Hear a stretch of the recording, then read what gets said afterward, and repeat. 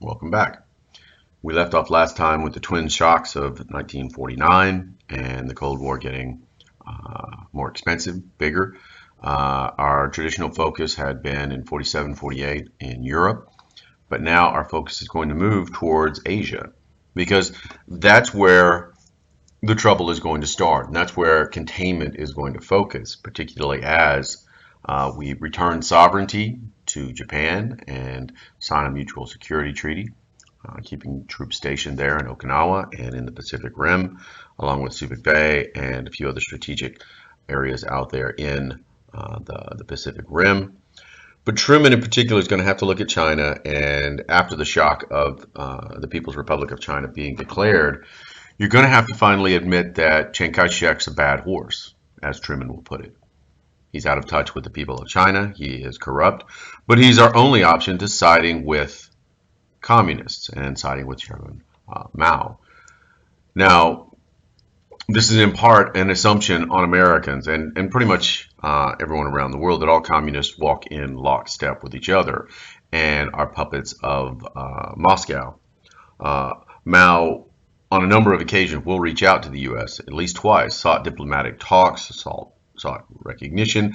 He was never going to disavow a communist state, but the communist state that Stalin wanted and the communist state that Mao wants are two different endeavors. And Mao and Stalin dislike each other intensely. Stalin viewed Mao as a peasant and thought he was, beneath the Bolsheviks and the Soviet ideas that they had in the Soviet Union. But the loss of China and the declaration of the People's Republic of China in 49 will forever haunt the Democrats and Truman. They are the ones who lost China to the communists. The reality is the fundamental economic and population levels in China will always lead towards a more communist socialist state, at least in the 1940s, 1950s, because of the legacies of empire and the difficulties with land and feeding this immense population that's there. Nevertheless, we're going to look at the intentions of the movements of both China and the Soviet Union in Asia, and we're going to identify two hotspots where the domino theory and containment will come into sharp focus. And of course, those two are Vietnam and Korea. Now, out of the two, when we think which conflict begins earliest, you would think it would be Korea, but it's not. It's Vietnam. And our involvement in Vietnam begins before our involvement in the Korean conflict.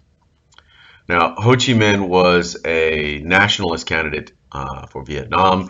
He wanted self-governance, he wanted independence, he wanted either freedom from Japanese colonial dominion or French colonial dominion that the Japanese had taken them from. He wanted an independent nationalist Vietnam. He asked the U.S. for help on a number of occasions, and of course the U.S. will reject those calls in favor for the return of French colonial rule. And in part, it's because that's what the French demanded. They demanded the return of their colonial areas and the return of French Indochina. And so in 1946, when Ho Chi Minh is fighting, the U.S. is going to keep their hands off. Meanwhile, the Marshall Plan dollars are flowing towards the conflict in Vietnam as the French try to agree a puppet regime, which the U.S. recognizes in early 1950. And by May of 1950, in the assistance for the French, we agreed to send weapons and advisors. Marshall Plan money and everything else of the aid going to France to rebuild France begins funding the early days of the Vietnam conflict. Now, for us, we wanted to placate the French because they were seen as the linchpin for Europe. They had always been a little bit more socialist minded than everyone else in Europe. And you couldn't take the chance of them getting disgruntled and opting for a more socialist, a more communist form of government. So we had to keep them in the good graces of the democratic set. However, the Korean conflict is also going to start virtually at the same time. months apart. And after World War II, Korea was divided into two separate nations, Northern and Southern Korean republics. Now, the Northern Korean Republic, the Democratic People's Republic of Korea, in June of 1950, they're going to cross the 38th parallel, which was that line of demarcation between the two nations, seeking a communist reunification. The United Nations Security Council votes to assist South Korea. Now, this is very important.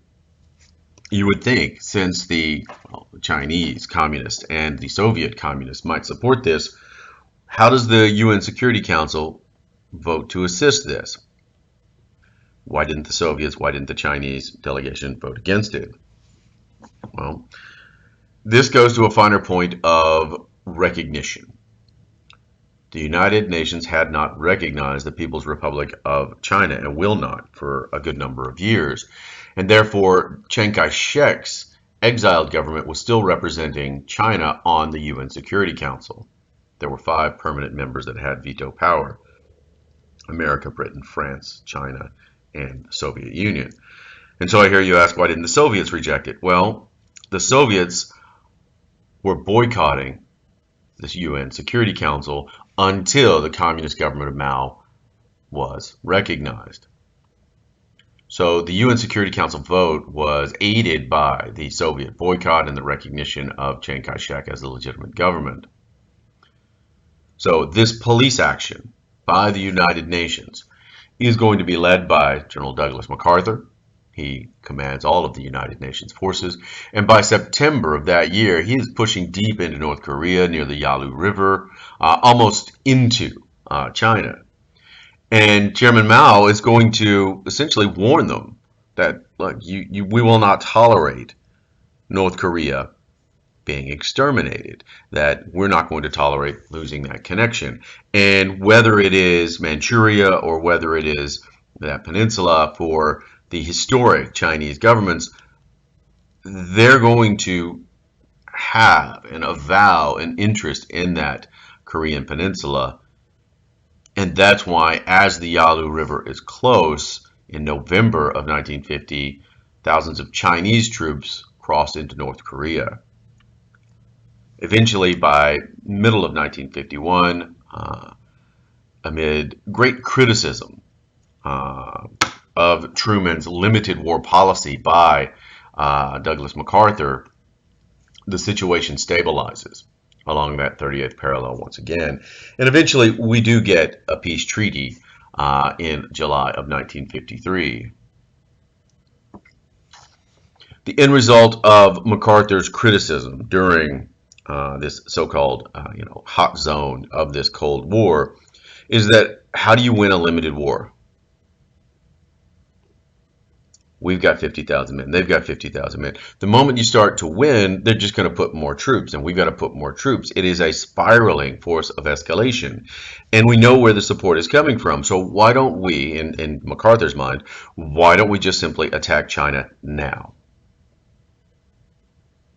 Of course, MacArthur doesn't want to escalate, doesn't want to turn this into World War III, and therefore we wind up spending years and lives fighting a limited war that MacArthur is going to be heavily criticized for, and as such, Truman is going to exercise his commander-in-chief power, and he is going to dismiss Douglas MacArthur. And here's the classified documents, to be signed by the president, that he is going to be relieved and replace you as Supreme Commander, Allied Powers, Commander-in-Chief, United Nations Command, blah, blah, blah. MacArthur comes home to ticker tape parades. He addresses the joint houses of Congress that is going to be interrupted by standing ovations by all the congressmen for, repeated applause as he gives a stirring speech and ends his military career and seemingly primes himself up for a political career. But that doesn't happen. It's going to go to the other Supreme Allied Commander, Dwight D. Eisenhower. So the Republicans are going to have a pretty easy time of it in this election, as the electoral map will show you. Eisenhower as a Republican, promises to go to Korea in the war, which he does. And he accuses the Democrats of being soft on communism, failing to go all out to win the war. And this becomes the standard refrain across the Cold War, that you're soft on communism. In the 80s and the 90s, it was soft on crime, soft on the war on drugs. Everybody has to appear tough. Well, Eisenhower and the Republican Party has the credibility of a wartime leader, of a wartime hero, of which Eisenhower was the Allied commander, supreme Allied commander for the war in Europe, as opposed to MacArthur. Eisenhower's a little bit more politic, a little bit easier to get behind than the combustible form of MacArthur. And so Eisenhower is going to preside over a presidency that is now going to see their powers greatly, greatly increased. Okay? That Truman is going to repeatedly be handed money and be handed the ability to unilaterally fight a war with little or no consultation with Congress. He only consulted Congress with the Korean or the beginnings of the Vietnam conflicts just to get them to pay the bill. Now, this will not remain the same. This will not continue in that same line, that we are going to start to see in the next 20 years curtailing on the war-making powers of the president, mainly because it is going to be abused so heartily by Lyndon Baines Johnson and Richard Nixon. But for right now, this presidential election shows you that the Solid South is still voting as a bloc. Texas was carved out largely because of the military population that voted in Texas. But the Solid South still votes Democrat no matter what. But significant inroads in Virginia, Tennessee, and Texas. That realization post-World War II is going to start to happen, that the Democratic Party is no longer the party of the South. And we'll see that, as Adlai Stevenson found out. But for now, when we look at what Korea does, what are the consequences of the Korean War? Well, the movement across the Yalu River means that we're going to have no reconciliation with China, and that both South Korea and Taiwan are going to receive massive amounts of American aid, and Japanese economic recovery is going to be strengthened as our military ties and commercial ties are solidified between Japan and America. We're also going to form a new alliance out there called the ANZUS Treaty. Australia and New Zealand are going to join the U.S. in a mutual defense agreement, looking to create, yet again, just like NATO, another rim of containment to which we can stop the spread of Chinese or Soviet communism. We're also going to bolster NATO by sending 4 divisions of four divisions of American infantry over to Europe, and West Germany begins to rearm itself. Our military budget, which is unheard of at this point, going from $14 million to $44 billion, $14 billion to $44 billion in 1953. Okay. This really is significant for American foreign policy because we never had a standing army during peacetime. We never had a significant military presence or spending during times of peace. But this is also reflective of the fact that American government is now going to take a different role than they'd ever had in American history, a more active role, to the point that we're going to take that active role in policing the world. Now, Eisenhower's presidency is going to see significant escalation in numbers of weapons, in placement of weapons, in delivery methods of weapons all around the globe. Truman starts the militarized, active engagement of U.S. all around the world, and it's going to be Eisenhower and his role in the Cold War that is significantly going to move the needle even further and further west. Now, Eisenhower's presidency sometimes gets coined by historians as the hidden hand presidency.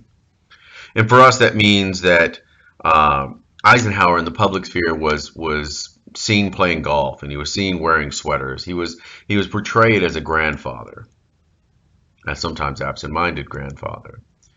Therefore, he's not to blame for the proliferation of weapons and the brinksmanship that becomes so characteristic, and the doctrines of massive retaliation.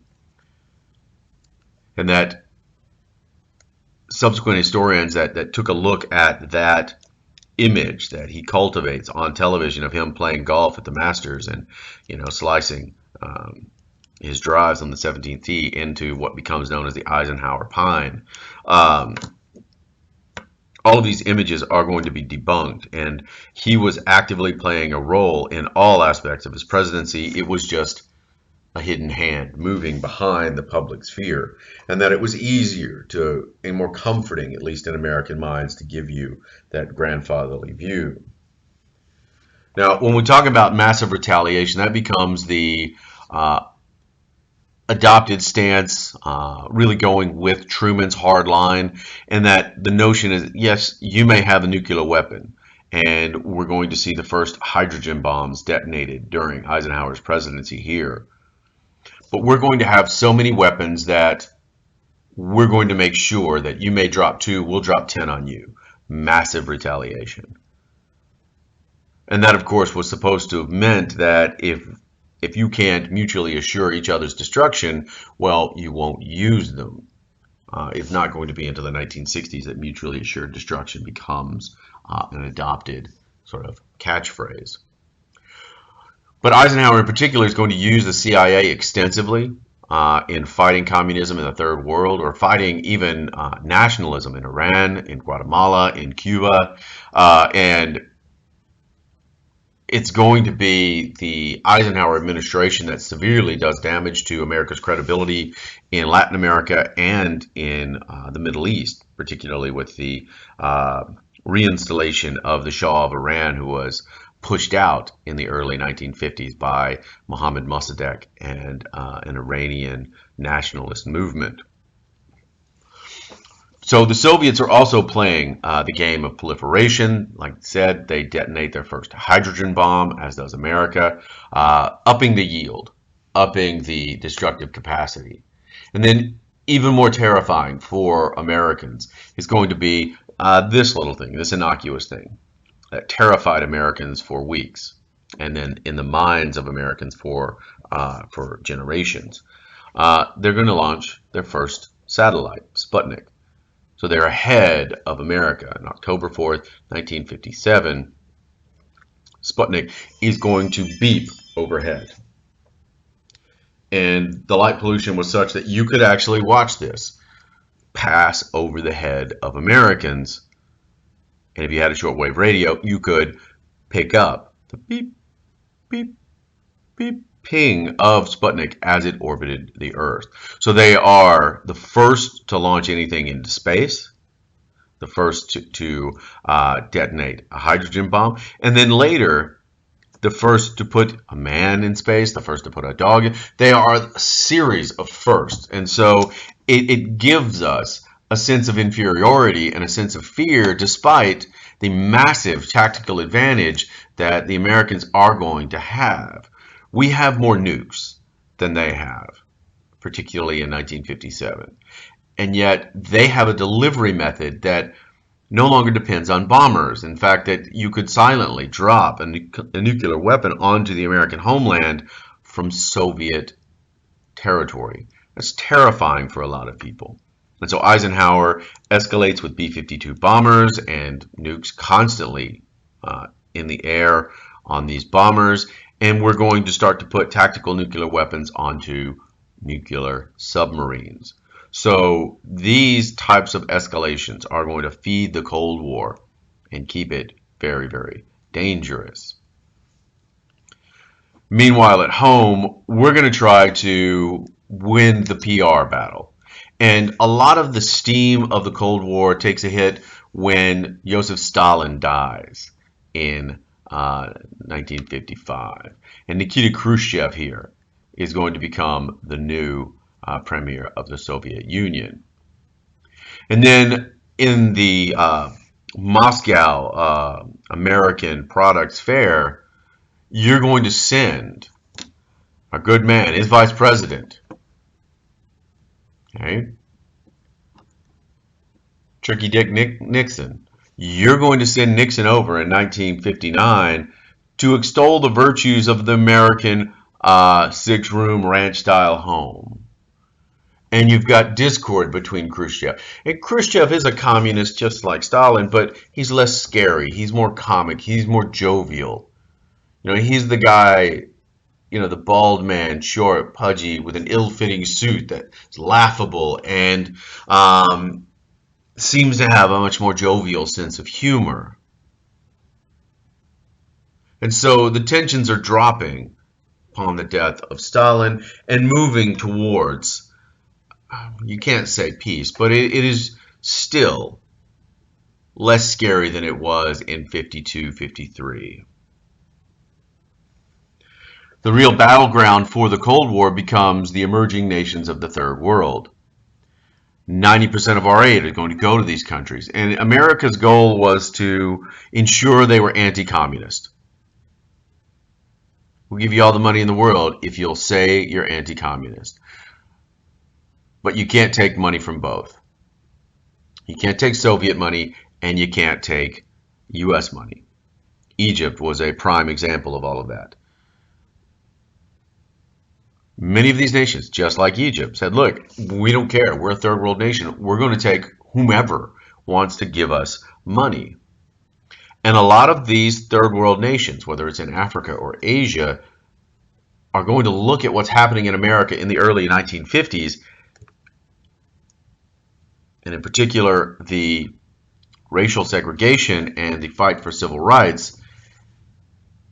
And the Soviets are going to use this for good effect. Say, who do you look more like? Whose side do you want to be on? The Soviet side who wants to give you money with no strings attached, or the American side who says they're for democracy, but when foreign diplomats from Africa or Asia tried to get hotels in the South, they were turned away. Which society do you really want to be a part of? And Cold War fears across the 1950s are going to drive a lot of what's happening in the civil rights movement that is ongoing, and we'll talk about that in the next lecture. But here's Nixon, okay, with Khrushchev, debating washing machines and Formica cabinets and the modern sort of sense. And here you've got Brezhnev, who is a future premier of the Soviet Union as well, with Khrushchev here. Although he's probably not happy that his eyes are closed in that picture. But Nixon and Khrushchev there debating. Okay? In the aftermath of the war, though, what did American workers want? Well, they wanted to keep their jobs.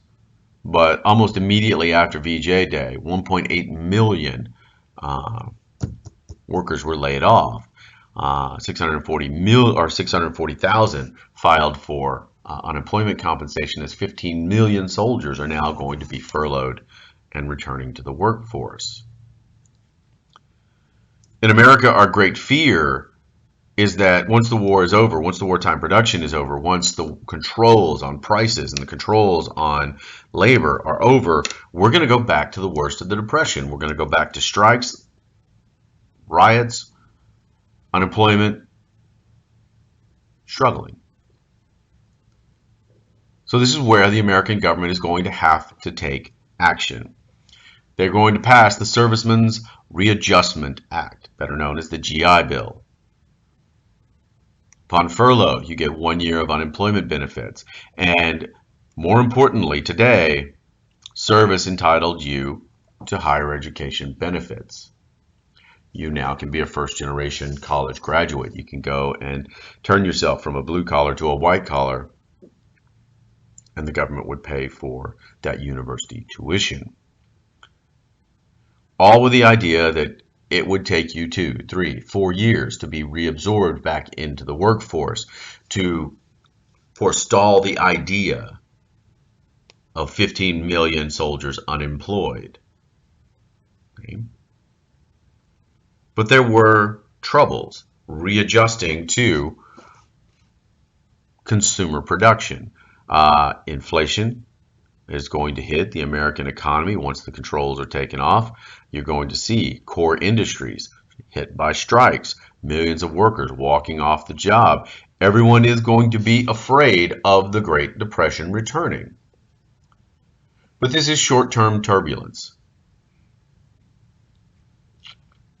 Everybody's going to worry that the Depression is coming back, but the Depression was caused in a long way by underconsumption. Well, Europe is back buying America, and so is America. America is going to buy American.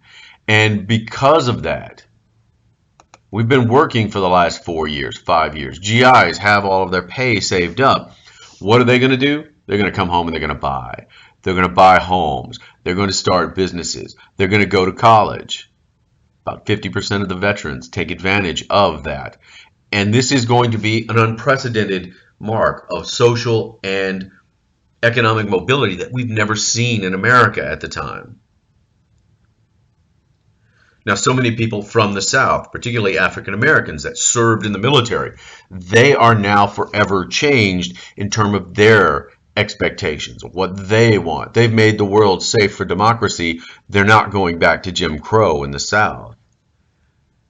And so along with fears of communism and Jim Crow being used against them in the fight for all of that in the Cold War, post-war expectations are going to drive what's happening in the South. So we're going to come home, we're going to buy a home, we're going to get married, we're going to start we're going to start a family and have kids. This is the beginning of the baby boom. And we're going to buy a home and sell the American dream to it all. Some of these homes are going to be called Levittowns.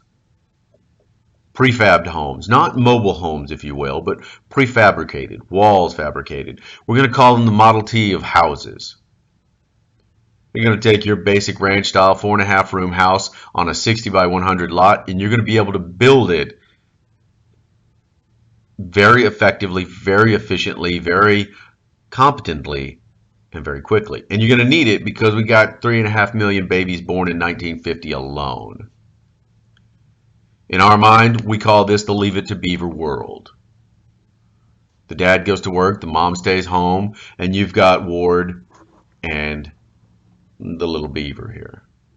She stays home wearing her wool suits, vacuuming in pearls, whereas the gray suit man or the dark suit man drives his family car home, and they come home to one of these models of Levittown homes. And we're going to build suburbs like you've never seen before. Shopping centers and suburban neighborhoods to where the Levittowns are going to be centered around a baseball field, a shopping center, a grocery store, and everyone's going to have a front and a backyard, and all the kids are going to play. It's the creation of and the selling of that American dream. Now, the fear and the anxiety of a return of the Great Depression is going to feed anti-communist problems and fear. Right? We're going to let that anti-communist fear spill over into witch hunts and paranoia. In '49, we already know that there were spies at Los Alamos, and that's confirmed by the fact that they detonate their first atomic bomb. And it's even more heightened by the fact that there's now 1 billion communists out there in the world. You're going to start to look at the people who don't live the American dream that is being sold and wonder why.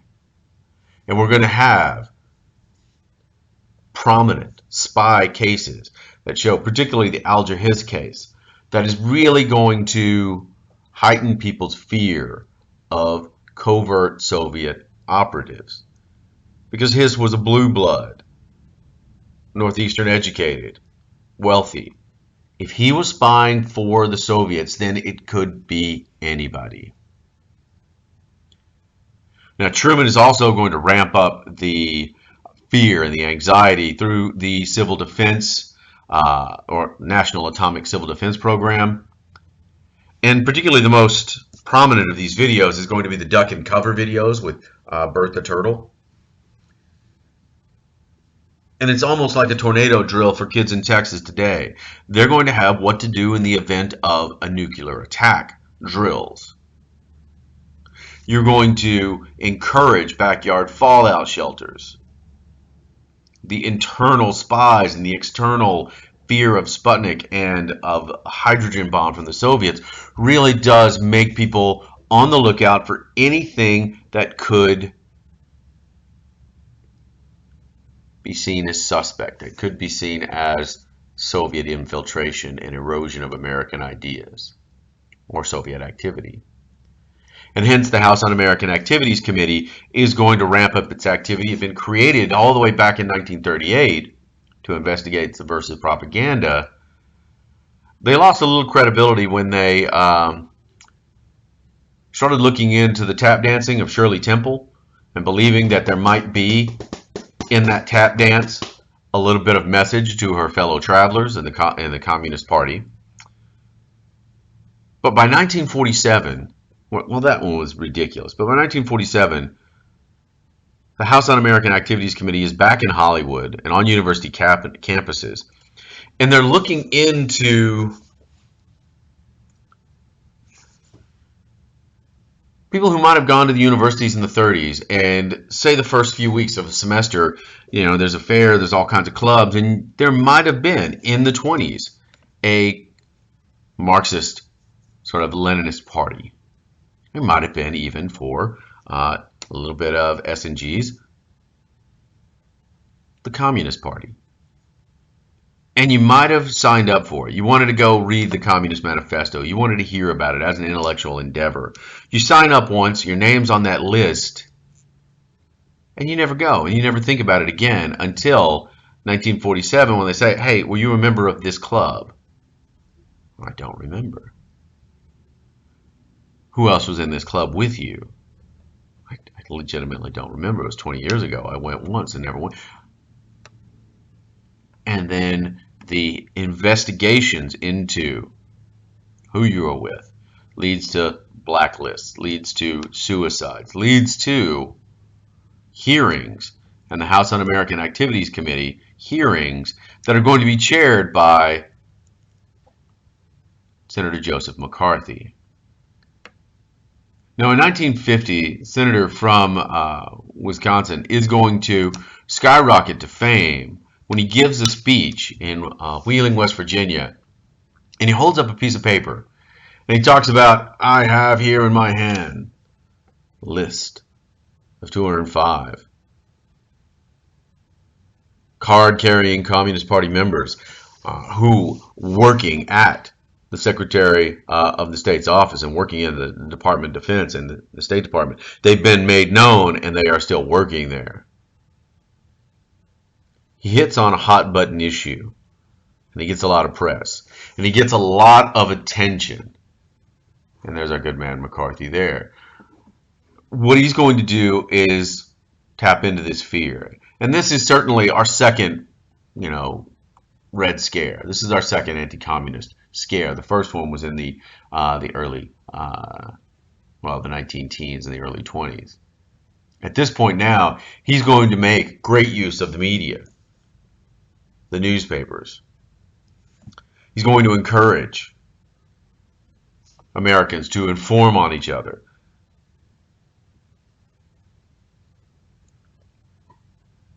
It is going to become too risky to stand up to McCarthy, because the moment you stand up to McCarthy, well, somebody's going to worry about you. Why are you standing up to him? Aren't you against communism? Aren't you against pinko commies?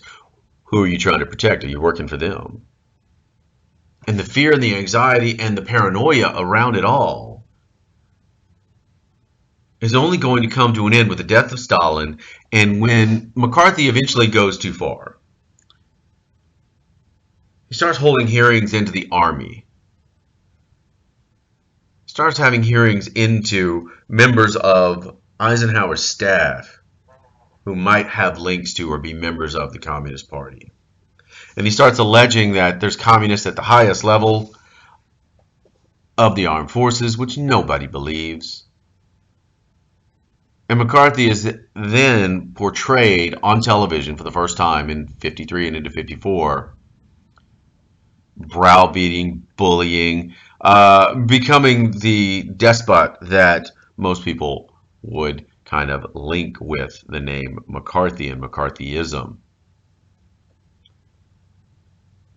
Eventually, the hearings will stop and the fear will abate. And the Senate will vote in 1954 to censure McCarthy for sullying the dignity of the Senate. But as 54 dawns, the Cold War is still ramping up. America has significant problems around the world as you start to see missiles and you start to see troops along this Iron Curtain, and you start to see missiles and bombers that can jump over the pole and bomb America, and you start to see submarines that are there to counter American submarines, that are there to counter American naval and air force bases here and here. So the lines are drawn. The hardened blocks, the Eastern Bloc, NATO bloc, all of this is there. But for the next lecture, we need to backtrack and we need to try to discuss the civil rights movement and extend that into the 1960s.